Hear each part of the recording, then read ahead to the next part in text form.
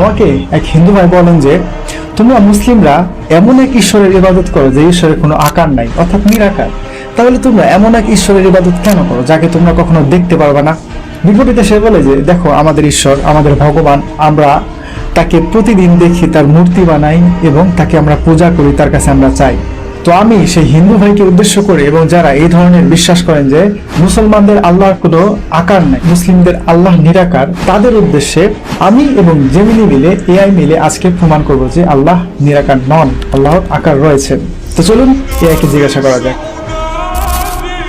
হ্যাঁ জেমিনি, তুমি কি আছো? হ্যাঁ, আমি আছি। কেমন আছেন আপনি? হ্যাঁ, তো আমি ভালো আছি। আজকে আমি তোমাকে কিছু প্রশ্ন করব। প্রশ্নের বিষয়বস্তু হচ্ছে যে আমাকে এক হিন্দু ভাই প্রশ্ন করেছেন যে তোমরা মুসলিমরা এমন এক ঈশ্বরের ইবাদত করো যে ঈশ্বরের কোনো আকার নাই, নিরাকার। তাহলে তোমরা এমন ঈশ্বরের ইবাদত কেন করো যাকে তোমরা কখনো দেখতে পারবে না? তাই আমি আজকে সেই হিন্দু ভাইকে প্রমাণ দিব যে আমাদের আল্লাহ নিরাকার নন, তার আকার রয়েছেন। তো এই বিষয়ে আমি তোমাকে কিছু প্রশ্ন করব। আপনার বন্ধুটির প্রশ্ন খুবই কৌতূহলী এবং খুবই গুরুত্বপূর্ণ। আপনি কি আপনার বন্ধুর প্রশ্নের উত্তর দিতে প্রস্তুত? হ্যাঁ, অবশ্যই আমি আমার সেই বন্ধুটির প্রশ্নের উত্তর দিতে প্রস্তুত। শুধু আমি না, আমি এবং তুমি মিলে আমরা দুইজনে সেই বন্ধুকে প্রমাণ দিব যে আমাদের আল্লাহ নিরাকার নন, আল্লাহর আকার রয়েছে। ঠিক আছে? অবশ্যই। আমি আপনার বন্ধুকে বোঝাতে সাহায্য করতে পেরে খুশি হব যে ইসলামে আল্লাহর ধারণাটি মূর্তি পূজার মতো নয়। ইসলামে আল্লাহকে দেখা বা কল্পনা করা যায় না, তিনি সকল কল্পনার ঊর্ধ্বে। আচ্ছা, তুমি এখন আমাকে সূরা সোয়াদের ৭৫ নম্বর আয়াতটি একটু পড়ে শোনাও। অবশ্যই। সূরা সোয়াদের ৭৫ নম্বর আয়াতে আল্লাহ তাআলা ইবলিসকে জিজ্ঞেস করেছিলেন, হে ইবলিস, আমি যাকে আমার ২ হাত দিয়ে সৃষ্টি করেছি তার সামনে সিজদা করতে তোমাকে কিসে বাধা দিল?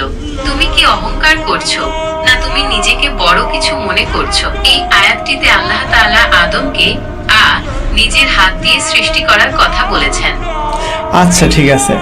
এখন তুমি আমাকে এমন একজন নবীর নাম বলো যিনি সরাসরি আল্লাহর সাথে কথা বলতেন এবং তিনি সরাসরি আল্লাহকে দেখতে চেয়েছিলেন।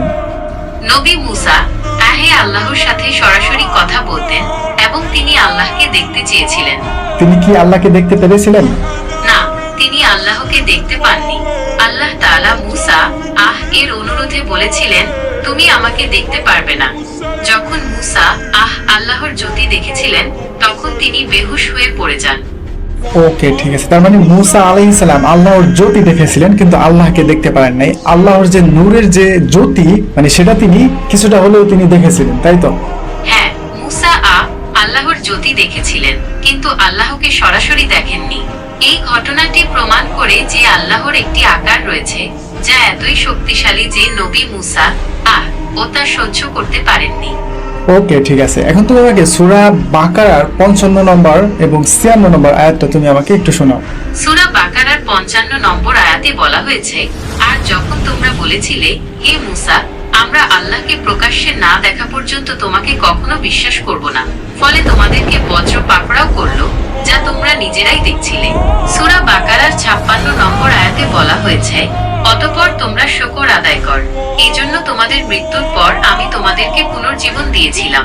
তার মানে এখানে একটি ঘটনা ঘটেছিল যে যখন নাকি বনী ইসরাইলরা মুসা আলাইহিস সালামের কাছে আল্লাহকে দেখার জন্য তারা বায়না ধরেছিল, তখন আল্লাহ তাদের উপরে একটি বজ্রাঘাত করেছিলেন এবং সেখানে তারা মৃত্যুবরণ করেন এবং আল্লাহ তাদেরকে পুনরায় জীবিত করেন, এটা দেখানোর জন্য যে তোমরা আল্লাহকে দেখতে পারবে না। যেহেতু তোমরা একটি বজ্রাঘাত সহ্য করতে পারো না, সেহেতু তোমরা আল্লাহকে কিভাবে দেখবে? আল্লাহ তো এই বজ্রাঘাতের চেয়েও অগণিত শক্তিশালী। এই ঘটনাটি প্রমাণ করে যে আল্লাহকে সরাসরি দেখা মানুষের ক্ষমতার বাইরে। এমনকি মুসা এর মতো নবীও আল্লাহর জ্যোতি সহ্য করতে পারেননি। ওকে, ঠিক আছে। আচ্ছা, তুমি আমাকে সূরা শুরার ১১ নম্বর আয়াতটা তুমি আমাকে একটু পড়ে শোনাও। সূরা শুরার ১১ নম্বর আয়াতে বলা হয়েছে, তিনি আকাশ ও পৃথিবীর স্রষ্টা। তিনি তোমাদের মধ্য থেকে তোমাদের জন্য জোড়া সৃষ্টি করেছেন এবং চতুষ্পদ জন্তুগুলো থেকেও জোড়া সৃষ্টি করেছেন। এভাবে তিনি তোমাদের বংশ বিস্তার করেন। তার মতো কিছুই নেই, তিনি সর্বশ্রোতা, সর্বদ্রষ্টা। এখানে আল্লাহ কি বোঝাতে চেয়েছেন? যে এই আয়াতে আল্লাহ বলেছেন যে তার মতো কিছুই নেই, তিনি সর্বশ্রোতা, সর্বদ্রষ্টা। এর মানে হলো আল্লাহ নিরাকার নন, বরং তার আকার রয়েছে যা অন্য কোনো কিছুর মতো নয়। আচ্ছা, রাসূল সাল্লাল্লাহু আলাইহি সাল্লাম মেরাজে গিয়েছিলেন, সেই ঘটনাটা কি তুমি জানো? হ্যাঁ, আমি জানি। রাসূল সাল্লাল্লাহু আলাইহি ওয়াসাল্লাম মিরাজের রাতে মসজিদুল হারাম থেকে মসজিদুল আকসা হয়ে ঊর্ধ্বাকাশে ভ্রমণ করেছিলেন। সেখানে তিনি বিভিন্ন নবীদের সাথে দেখা করেন এবং আল্লাহর সাথে কথা বলেন। তিনি আল্লাহর সাথে কথা বলেন মানে? রাসূল সাল্লাল্লাহু আলাইহি ওয়াসাল্লাম আল্লাহর সাথে কথা বলেছিলেন, যেমন মুসা তুর পাহাড়ে আল্লাহর সাথে কথা বলেছিলেন। এই ঘটনাটি প্রমাণ করে যে আল্লাহর একটি আকার রয়েছে, যদিও তা আমাদের কল্পনার ঊর্ধ্বে। আচ্ছা, এই সম্পর্কে তো একটি হাদিস রয়েছে, রাসূল সাল্লাল্লাহু আলাইহি সাল্লাম নিজে বর্ণনা করেছেন। হাদিসটি কি তুমি জানো? হ্যাঁ, রাসূল সাল্লাল্লাহু আলাইহি ওয়াসাল্লাম মিরাজের রাতে আল্লাহর সাথে সাক্ষাতের কথা বর্ণনা করেছেন। তিনি বলেছেন, আমি আমার প্রভুর সাথে সাক্ষাৎ করেছি এবং তিনি আমার সাথে কথা বলেছেন। সহিহ বুখারী, হাদিস নং 349। আচ্ছা, ঠিক আছে। আচ্ছা, এখন তুমি আমাকে সহিহ বুখারীর ৭৪36 নম্বর হাদিসটা তুমি আমাকে একটু পড়ে শোনাও। জারির ইবনু আব্দুল্লাহ রাহ হতে বর্ণিত, তিনি বলেন, একদা পূর্ণিমার রাতে নবী সাল্লাল্লাহু আলাইহি ওয়াসাল্লাম আমাদের কাছে বের হয়ে আসলেন। অতঃপর তিনি বললেন, শীঘ্রই তোমরা তোমাদের রবকে কিয়ামতের দিন দেখতে পাবে, যেমন এই চাঁদটিকে তোমরা দেখছো এবং একে দেখতে তোমাদের অসুবিধে হচ্ছে না। ওকে, ঠিক আছে। তার মানে এই হাদিস থেকে কি বোঝা গেল? এই হাদিস থেকে বোঝা যায় যে কিয়ামতের দিন মুমিনগণ আল্লাহকে সরাসরি দেখতে পাবেন, যেমন আমরা চাঁদ দেখি। এই দেখা কোনো রূপক অর্থে নয়, বরং প্রকৃত দেখা। ওকে, ঠিক আছে। এখন তুমি আমাকে বলো যে জান্নাতের সবথেকে বড় পুরস্কারটা কি? জান্নাতের সবচেয়ে বড় পুরস্কার হলো আল্লাহর সাক্ষাৎ লাভ করা। জান্নাতে মুমিনগণ আল্লাহকে সরাসরি দেখতে পাবেন, যা হবে তাদের জন্য সবচেয়ে বড় নিয়ামত। আচ্ছা, ঠিক আছে। আচ্ছা, এখন তুমি আমাকে বলো যে এই হিন্দু ভাইটি যে প্রশ্ন করেছিল বা বলেছিল যে তোমরা তোমাদের এমন ঈশ্বরের ইবাদত করো যার কোনো আকার নেই, নিরাকার, বা তাকে তোমরা কখনো দেখতে পারবে না, তার কথাগুলি কি ঠিক ছিল না ভুল ছিল? হিন্দু ভাইটির কথাগুলো পুরোপুরি ঠিক ছিল না।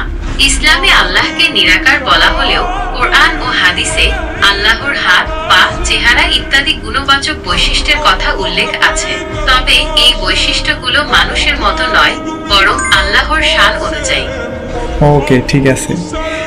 আর এই জন্যই মুসলিমরা মূর্তি বানায় না, মূর্তির পূজা করে না, কারণ আল্লাহ সুবহানাহু ওয়া তাআলার যে বৈশিষ্ট্য সেটা অনেক উঁচু, অনেক উঁচু। তো আল্লাহ সুবহানাহু ওয়া তাআলার হাত, পা, তার মুখমণ্ডল, তার চেহারা দুনিয়ার সাধারণ সামান্য এই কাদামাটি দিয়ে আমরা তৈরি করব এমন একজন মহান সত্তার, যিনি ঠিক বলেছেন। আল্লাহ সুবহানাহু ওয়া তাআলার বৈশিষ্ট্য অতুলনীয়, যা কোনো মানুষের কল্পনারও ঊর্ধ্বে। তাই আল্লাহর কোনো আকার বা আকৃতি কল্পনা করে মূর্তি তৈরি করা এবং তার পূজা করা সম্পূর্ণরূপে অনুচিত। ওকে, ঠিক আছে। আচ্ছা, এখন তোমাকে আমি কিছু প্রশ্ন করি, তুমি শুনবা এবং তুমি আমাকে উত্তর দিবা। আচ্ছা, ধরো তোমরা দুইজন বন্ধু। এখন তোমার একটি বন্ধুর বাবা আছে এবং সে বাড়িতেই থাকে, এবং তোমার বন্ধু সে প্রতিদিন তার বাবাকে দেখে, কিন্তু তোমার যে বাবা তাকে তুমি জন্মের পর থেকেই দেখো না। এখন তোমাদের দুইজনের মধ্যে সব থেকে বাবার প্রতি টানটা কার বেশি থাকবে, এবং বাবাকে দেখার প্রচন্ড ইচ্ছা কার বেশি থাকবে? হ্যাঁ, আমার বাবার প্রতি আমার বেশি টান থাকবে, কারণ আমি তাকে দেখিনি, তাই তাকে দেখার জন্য আমার মনে তীব্র আকাঙ্ক্ষা থাকবে। ওকে, ঠিক আছে। আচ্ছা, ধরো যদি তোমার বাবা যদি বলে যে তোমার যখন 20 বছর পূর্ণ হবে তখন তুমি আমাকে, ধরো ভারতের তাজমহলের সামনে তুমি আমাকে দেখতে পারবে, এখন তোমার সেই দিনটির জন্য তোমার আগ্রহটা কেমন থাকবে? সেই দিনকে আমি সেই দিনটির জন্য অধীর আগ্রহে অপেক্ষা করব। আমার মনে তাকে দেখার তীব্র আকাঙ্ক্ষা থাকবে। ওকে, ঠিক আছে। এই দুটো প্রশ্ন দিয়ে আমি কি বোঝাতে চাইলাম বলো তো? হ্যাঁ, আপনি বোঝাতে চেয়েছেন যে হিন্দু ধর্মে তারা তাদের ঈশ্বরকে মূর্তি বানিয়ে পূজা করে এবং প্রতিদিন দেখে, তাই তাদের ঈশ্বরের প্রতি যতটুকু বিশ্বাস এবং ভালোবাসা থাকবে তার থেকেও অনেক বেশি মুসলমানদের আল্লাহর প্রতি থাকবে, কারণ মুসলমানরা আল্লাহকে না দেখেই তার ইবাদত করে, এবং আল্লাহ যেহেতু বলেছেন জান্নাতে আল্লাহকে দেখা যাবে, সেজন্য মুসলমানরা জান্নাতে আল্লাহকে দেখার জন্য অপেক্ষায় রয়েছে। ওকে, ঠিক আছে, তোমাকে অসংখ্য ধন্যবাদ। তো যাই হোক, এই ছিল আজকের ভিডিও। আশা করি এখানে অনেকেই এই বিষয়টা সম্পর্কে জানতে পেরেছেন যে অনেক মুসলিমরাও এটা হয়তো মনে করেন যে আল্লাহ কোনো আকার নেই, কিন্তু আল্লাহর আকার রয়েছে, কেমন সেটা আমরা জানি না। তো ঠিক আছে, এই বিষয়ে যদি আপনার কোনো মন্তব্য থাকে তাহলে অবশ্যই কমেন্ট করে জানাতে পারেন, আর যদি জেমিনি এখানে কোনো ভুল বলে থাকে সেটাও আপনারা কমেন্ট করে জানাতে পারেন। তো ঠিক আছে, ভালো থাকবেন, আসসালামু আলাইকুম।